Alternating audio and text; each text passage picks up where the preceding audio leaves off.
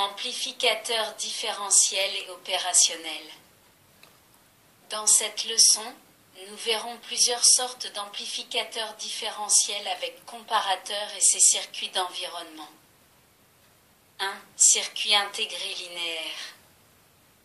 Un circuit intégré linéaire est le plus souvent un amplificateur différentiel de grand gain comportant une sortie et deux entrées repérées plus et moins, symbole de la figure 1. Le signal sur l'entrée plus, entrée non inverseuse, est en phase avec celui qui se trouve en sortie, tandis que le signal sur l'entrée moins, entrée inverseuse, est en opposition de phase avec celui qui se trouve en sortie.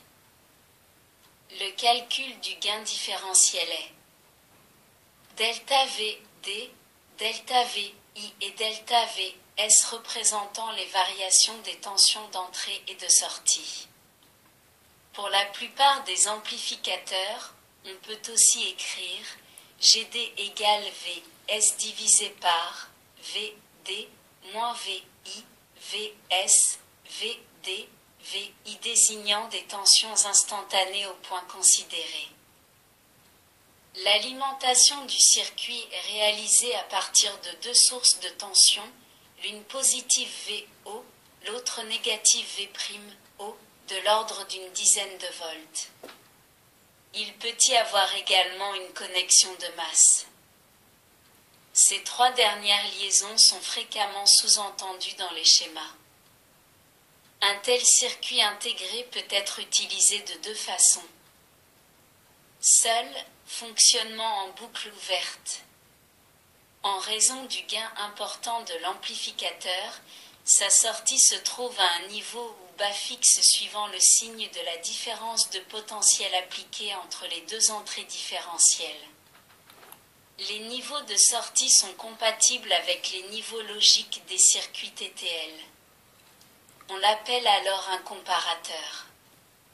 C'est un élément de décision qui indique par une sortie logique, binaire, le résultat de la comparaison des amplitudes de deux grandeurs analogiques. Avec un réseau extérieur de contre-réaction, liant la sortie à l'entrée inverseuse, ou de réaction, liant la sortie à l'entrée non inverseuse, fonctionnement en boucle fermée. On l'appelle alors un amplificateur opérationnel. Un amplificateur opérationnel peut aussi généralement être utilisé en boucle ouverte comme un comparateur, mais ses niveaux de sortie ne sont pas nécessairement compatibles avec les niveaux logiques des circuits TTL. En raison du gain important de l'amplificateur, le choix de la chaîne de contre-réaction permettra de déterminer la fonction de transfert correspondante. L'introduction d'une chaîne de réaction positive entraînera l'instabilité du système et permettra de réaliser des oscillateurs.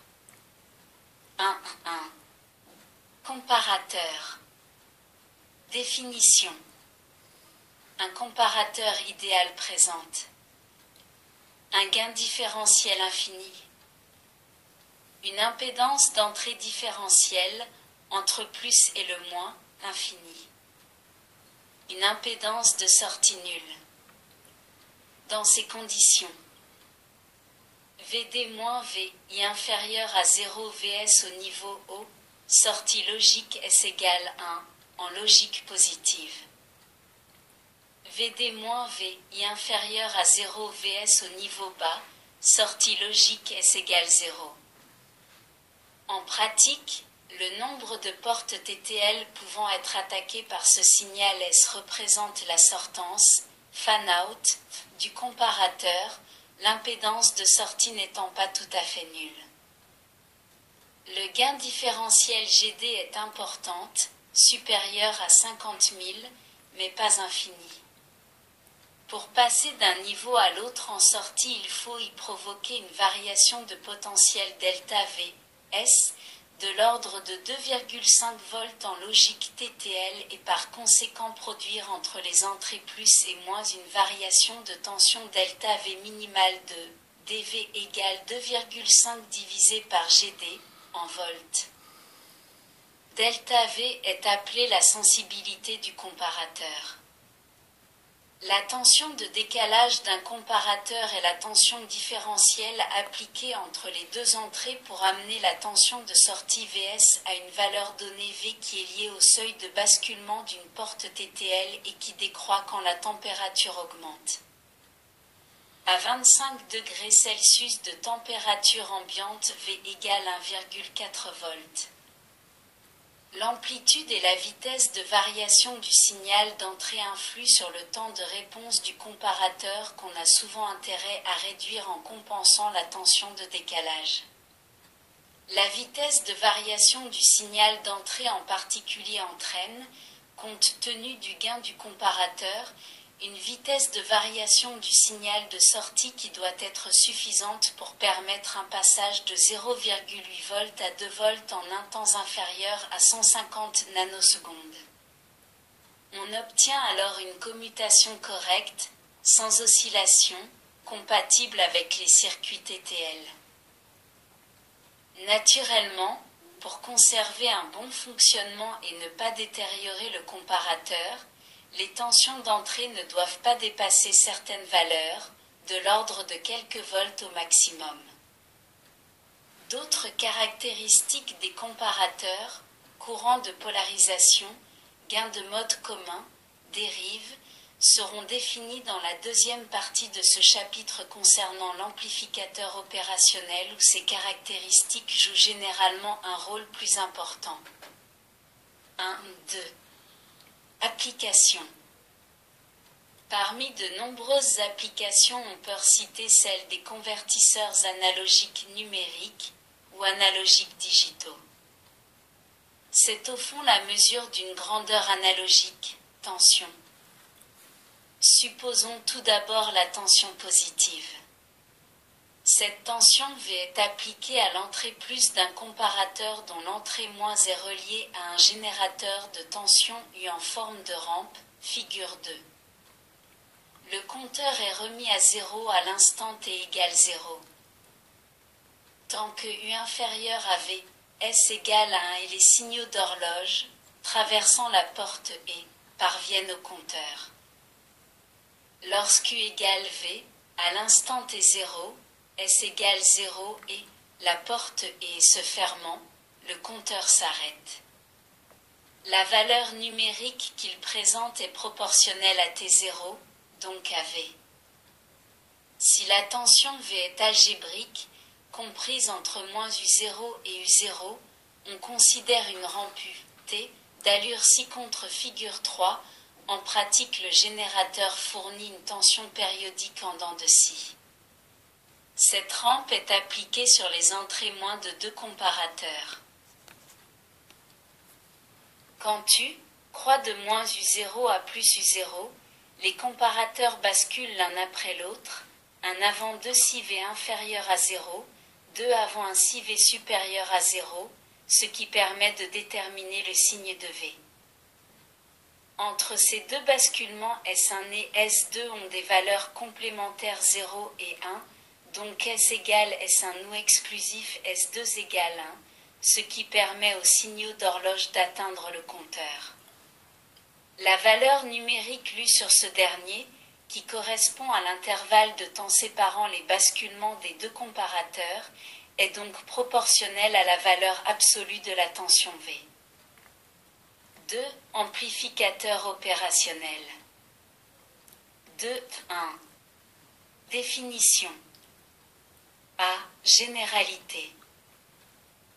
Comme un comparateur idéal, un amplificateur opérationnel idéal présente un gain différentiel infini, une impédance d'entrée différentielle infinie et une impédance de sortie nulle. Si l'on effectue avec cet amplificateur idéal le montage ci-dessus, figure 4, on peut écrire que les courants dans Z1 et Z2 sont égaux, soit en admettant que V, S égale 0 lorsque V, I égale 0, et en tenant compte du GD égale V, S divisé par moins V, I puisque VD égale 0. D'où, en supposant GD infini, la fonction de transfert. La contre-réaction ainsi appliquée permet d'obtenir une fonction de transfert indépendante des caractéristiques de l'amplificateur opérationnel et liée seulement aux impédances Z1 et Z2. Remarquons que des valeurs finies de V, S et infinies de GD entraînent V, I égale 0, ce qui interdit tout accès direct à l'entrée moins. En pratique, un amplificateur opérationnel présentera généralement un gain différentiel GD supérieur à 10 puissance 4, une impédance différentielle d'entrée ZD d'au moins 10 puissance 4 ohms, une impédance de sortie ZS d'au plus 200 ohms. Si l'on veut déterminer leur influence sur la fonction de transfert V, S divisé par V, calculé ci-dessus, il est nécessaire de les introduire dans le calcul. Pour cela, considérons le circuit électrique dans lequel ils interviennent, figure 5.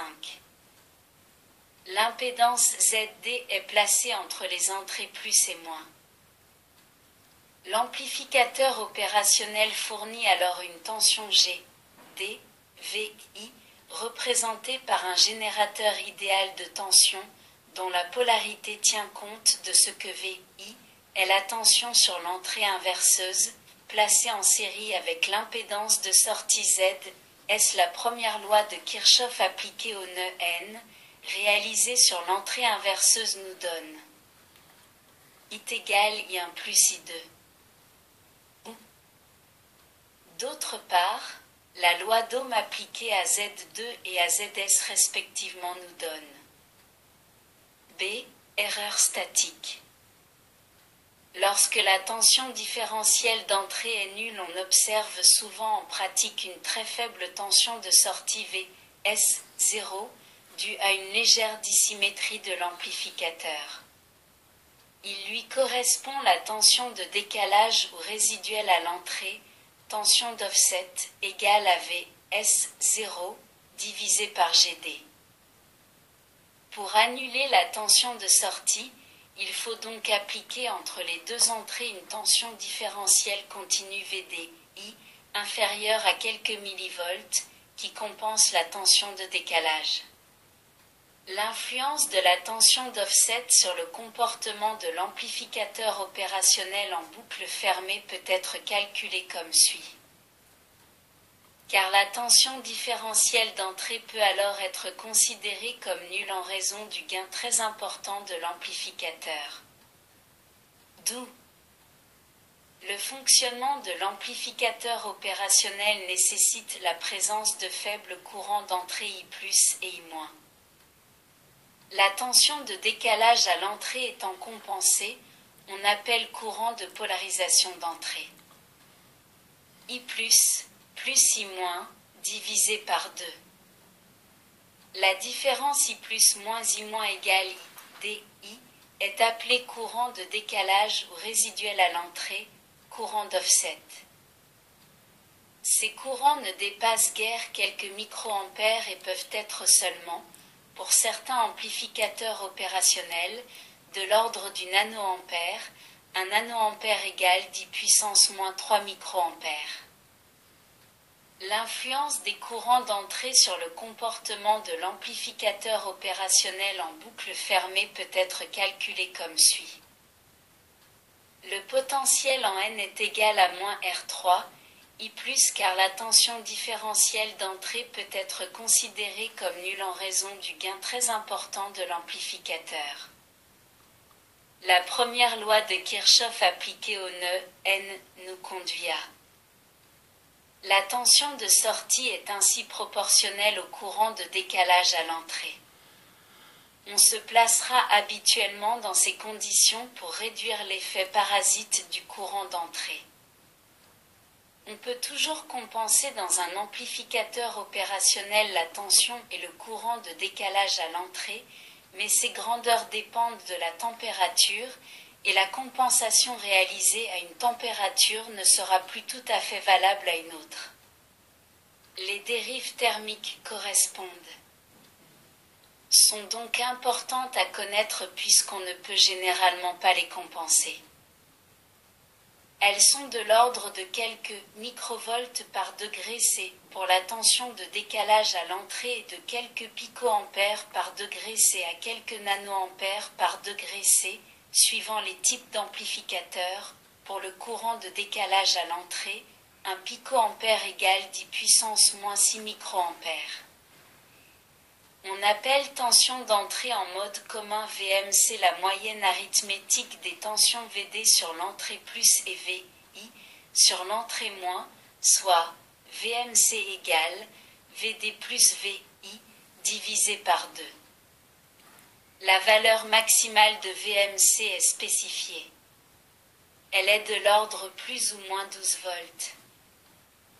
Si l'entrée plus est réunie à la masse, VD égale 0, ce qui implique, voir figure 4, VI égale 0 et VMC égale 0. Par contre, figure 8, l'entrée plus étant réunie à la masse par une résistance R3, VD égale 0, ce qui entraîne VI égale VD égale 0 et VMC égale 0. La tension de sortie Vs de l'amplificateur opérationnel idéal est nulle si la tension différentielle d'entrée VD-VI égale 0, mais pour un amplificateur réel on a dans ce cas Vs égale GMC-VMC. GMC est le gain en mode commun.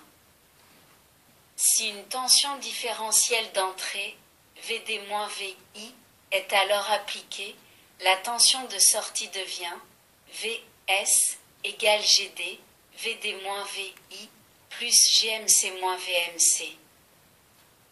Le rapport GD divisé par GMC est le taux de réjection de mode commun, RMC. Exprimé en décibels de l'ordre de 70 à 100 dB, il représente donc le rapport entre une tension d'entrée en mode commun et une tension différentielle d'entrée qui donne la même tension de sortie.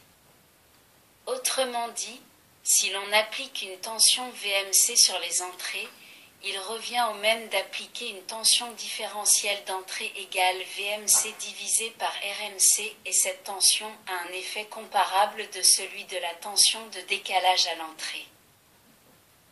Malheureusement, le taux de réjection en mode commun est en fonction non linéaire de la tension VMC et de la température. Une variation delta V0 de la tension d'alimentation de l'amplificateur opérationnel peut modifier la tension de sortie de delta Vs. On appelle taux de réjection des variations de tension d'alimentation le rapport de delta V0 à la variation delta V, DI, de la tension différentielle d'entrée qui produirait la même variation delta Vs. Delta V, DI, a un effet comparable à celui de la tension de décalage à l'entrée. Les taux de réjection sont de l'ordre de 60 à 100 dB.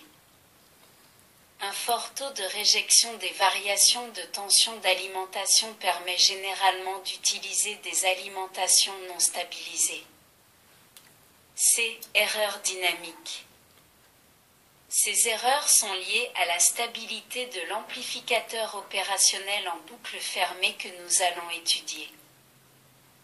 La bande passante d'un amplificateur opérationnel idéal en boucle ouverte est infinie, mais en réalité, il existe toujours des capacités parasites qui la limitent et conduisent à un diagramme asymptotique de Bode pour la réponse en fréquence en boucle ouverte ayant généralement l'allure suivante.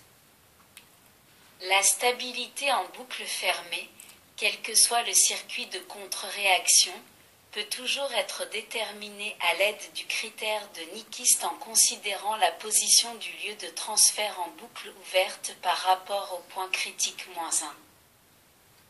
Dans le cas particulier très fréquent où l'on effectue une contre-réaction sur l'amplificateur à l'aide de deux résistances R1 et R2, en supposant l'impédance différentielle d'entrée de l'amplificateur réel, la fonction de transfert de la chaîne de contre-réaction H est réelle positive. On vérifie bien qu'en basse fréquence φ égale 0, Le déphasage le long de la boucle est alors de 180 degrés, puisqu'on utilise l'entrée inverseuse. Mais si la fréquence du signal dépasse la fréquence F2 du point de cassure à partir de laquelle apparaît la pente de -12 dB par octave, Φ se rapproche de -180 degrés et, compte tenu du déphasage de -180 degrés supplémentaires introduit sur l'entrée inverseuse, le déphasage le long de la boucle rend vers -360 degrés, ce qui a pour conséquence de rendre l'amplificateur instable en boucle fermée, dans les conditions habituelles d'utilisation.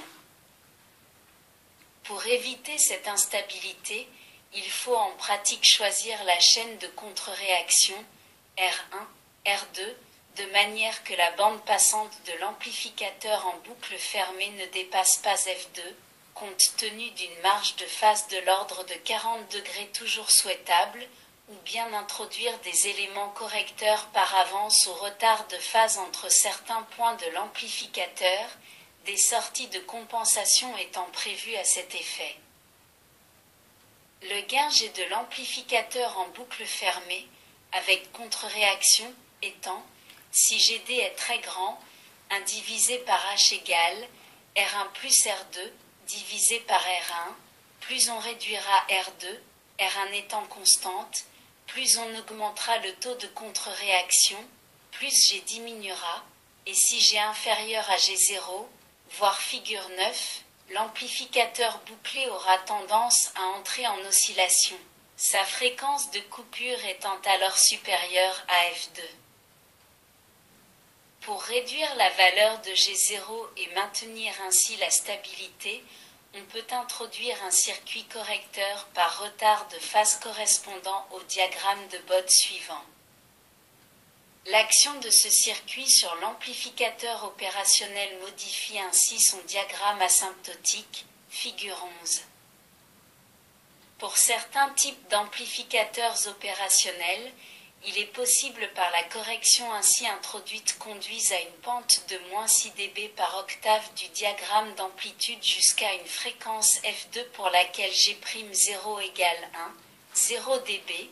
Dans ces conditions, même avec le taux maximum de contre-réaction, l'amplificateur restera stable en boucle fermée. Mais cette stabilité n'est pas toujours la meilleure solution car elle entraîne une forte réduction de la bande passante et une réponse transitoire plus mauvaise. Si l'on veut au contraire améliorer la réponse transitoire, il sera avantageux d'introduire un correcteur par avance de phase correspondant au diagramme de Bode suivant, figure 12. Finalement, l'amplificateur opérationnel avec ses correcteurs et sa chaîne de contre-réaction va se comporter généralement comme un système, soit du premier ordre de fonction de transfert G, P égale K divisé par 1 plus JFP, soit du deuxième ordre de fonction de transfert G, P égale K divisé par 1 plus 2 ZF JFP plus JF2P2, P étant la variable de la place. Pour la fonction du premier ordre, on sait que la réponse indicielle est exponentielle, le temps de réponse, TR, nécessaire pour que le signal passe de 10% à 90% de sa valeur finale est donné par figure 13. Cette bande passante à 3 dB, B3 dB, du système bouclé étant lié à la bande passante au gain unité B1 de l'amplificateur opérationnel à stabilité inconditionnelle par la relation B3, dB égale B1 multiplié par R1, divisé par R1 plus R2. Pour la fonction du deuxième ordre, l'allure de la réponse indicielle dépend du coefficient d'amortissement du système bouclé. Si la fonction de transfert en boucle ouverte est le dénominateur de la fonction de transfert en boucle fermée est 3. Application A. Amplificateur. Amplificateur inverseur. Ce montage a déjà été étudié, figure 15. VS divisé VE égale moins R2 divisé par R1. On prend généralement R3 égale R1 multiplié par R2 divisé par R1 plus R2. Le courant traversant R1 étant égal à VE divisé par R1, l'impédance d'entrée vaut R1. On peut montrer que l'impédance de sortie très faible vaut amplificateur sommateur. Le courant traversant R4 est la somme des courants qui traversent R1, R2 et R3. D'où amplificateur suiveur. R3 égale R1 multiplié par R2 divisé par R1 plus R2. Étant donné le gain très important de l'amplificateur opérationnel, les entrées inverseuses et non inverseuses sont pratiquement au même potentiel VE. D'où VE égale VS multiplié par R1 divisé par R1 plus R2. Ou VS divisé par VE égale 1 plus R2 divisé par R1. Si R1 est infini, ou si R2 égale 0, on a VS égale VE. On peut montrer que l'impédance de sortie très faible vaut. L'impédance d'entrée est grande, en pratique elle peut correspondre à l'impédance d'entrée de mode commun existant entre les entrées et la masse. Un montage amplificateur-sommateur peut être réalisé aussi dans ce cas. Amplificateur soustracteur, généralement appelé différentiel. VD égale R4 multiplié par R3 plus R4 multiplié par VE1. VS moins VI multiplié par R2 égale VI moins VE2 divisé par R1. En éliminant VD égale VI, entre ces deux relations on obtient VS égale R4 divisé par R3 plus R4 multiplié par 1 plus R2 divisé par R1 multiplié par VE1 moins R2 divisé par R1 multiplié par VE2. Si l'on choisit les résistances telles que R1 divisé par R2 égale R3 divisé par R4. Cette expression devient VS égale R2 divisé par R1 multiplié par VE1 moins VE2. B. Filtre actif. L'utilisation d'éléments résistifs et capacitifs avec des amplificateurs opérationnels permet la réalisation de filtres actifs fournissant une énergie supérieure à celle des filtres passifs qui ne font pas intervenir d'amplificateurs. La présence d'inductance, difficile à réaliser pour des signaux de très basse fréquence, peut être évitée et la sortie des filtres actifs à basse impédance permet de les mettre en cascade très facilement. Intégrateur. R et C sont parcourus par le même courant, donc. Nota, le courant ou l'intensité ne traverse jamais le diélectrique d'un condensateur. Filtre passe-bas à 6 dB octave. R3 égale R1 multiplié par R2 divisé par R1 plus R2 égale moins VE divisé par R1 égale VS, 1 divisé par R2 plus épais. Ou VS divisé par VE égale moins R2 divisé par R1 multiplié par 1 divisé par 1 plus R2 CP, qui correspond à la réponse en fréquence ci-après. Différenciateur. I égale VS divisé par R égale moins C, dVE divisé par dt. Ou versus égale moins RC, dVE divisé par dt. En langage opérationnel. VS égale moins RCPVE. Filtre Passo à 6 dB octave. VS divisé par R2 égale moins VE divisé par R1 plus 1 divisé par CP. Ou VS divisé par VE égale moins R2 CP divisé par 1 plus R1 CP. Qui correspond à la réponse en fréquence ci-après. Filtre passe-bande. Ce filtre combine les filtres passe-bas et passe-haut qui viennent d'être décrits. Moins VE divisé par R1 plus 1 divisé par C1P égale VS 1 divisé par R2 plus C2P. Ou VS divisé par VE égale R2C1P divisé par 1 plus R1C1P 1 plus R2C2P. F1 égale 1, 2 pieds R1C1, F2 égale 1, 2 pieds R2C2. On prend R1C1 supérieur à R2C2.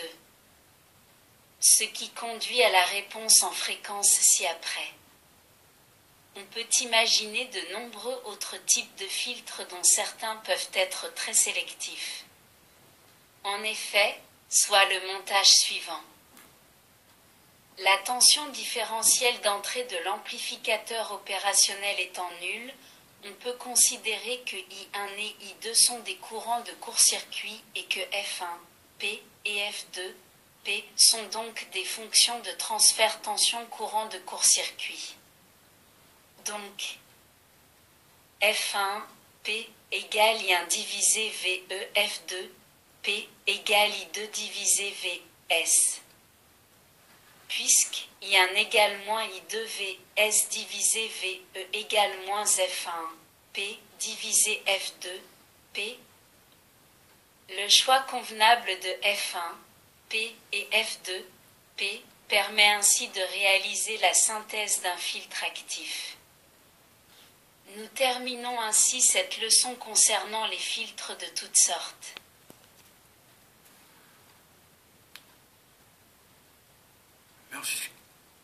Merci de votre écoute. À bientôt.